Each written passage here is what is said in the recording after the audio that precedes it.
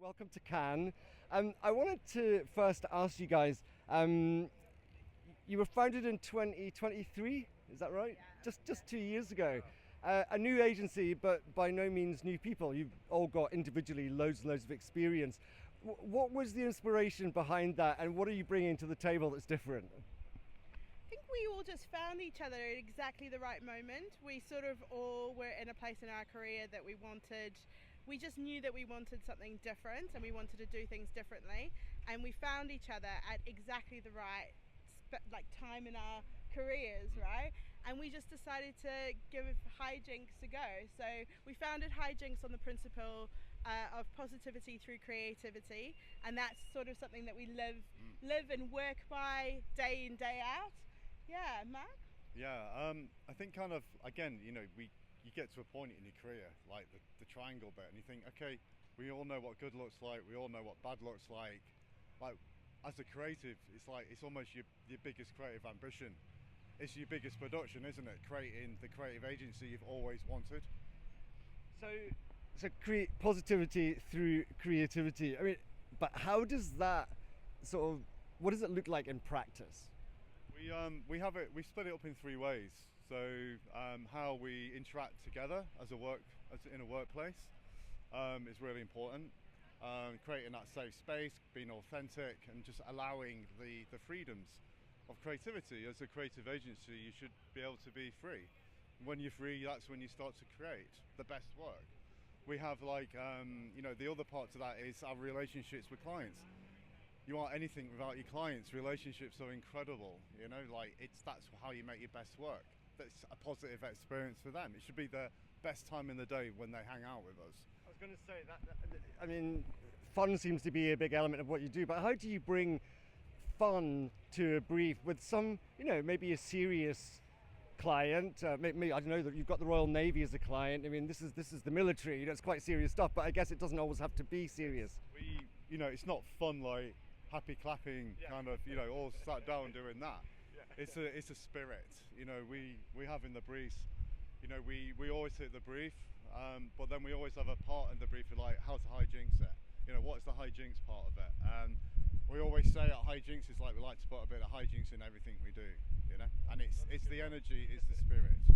So Tamron, Mark, you're here in Cannes. It's a gorgeous first day, Monday. What are you both expecting to give and get from this week here?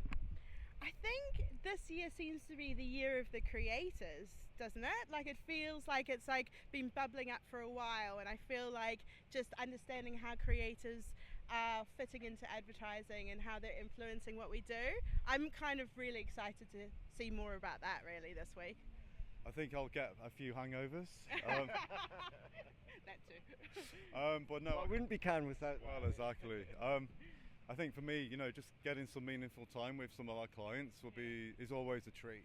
Yeah. A lot of our, our big client is, West Coast. So to have some time with them together is going to be really meaningful, and that's always a privilege. And it's always a real shame that you have to come all the way to the south of France to do that, isn't it? Also, though, I mean, you mentioned, creativity. There does seem to be a certain buzz around creativity and human creativity at a moment where artificial intelligence is actually by stealth moving into the ad world. Well, I mean, we're here, so it hasn't quite taken our jobs yet, right? And actually, interestingly, to see what comes out of Cannes in terms of shortlists, in terms of who's picking up metal, to see basically how people are using AI in new and interesting ways. Because really, it's an enabler, and it should be an enabler. And so I think we've sort of only just scratched the surface of what it can do for us. So let's see what happens this week. I mean, from a Hijinks point of view, we've been using AI from the get-go. In fact, our first piece of work was for AI Aid, which was like an agency proactive piece, and we gained a lot of traction on that. And in fact, we got campaign ad of the day, the drum ad of the day. It went global, and that was to create awareness for the Syrian and Turkey earthquake, to gain kind of, what we used AI to show how that magnitude of earthquake would impact the UK through images. Are your fellow creatives justly concerned about perhaps losing their roles to AI in the long run, though?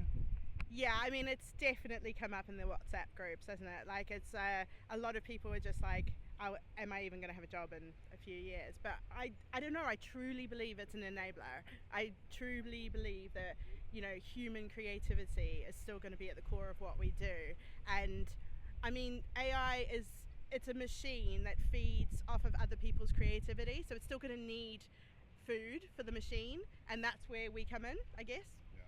I mean, I use it as a tool, much like I did Photoshop. When Photoshop first came in 30 years ago, it changed my life as a creative. It changed how you do things, and I call AI, you know, my dream machine. You know, it's like I can articulate something really quickly, but you need the soul of a human to kind of to work with it.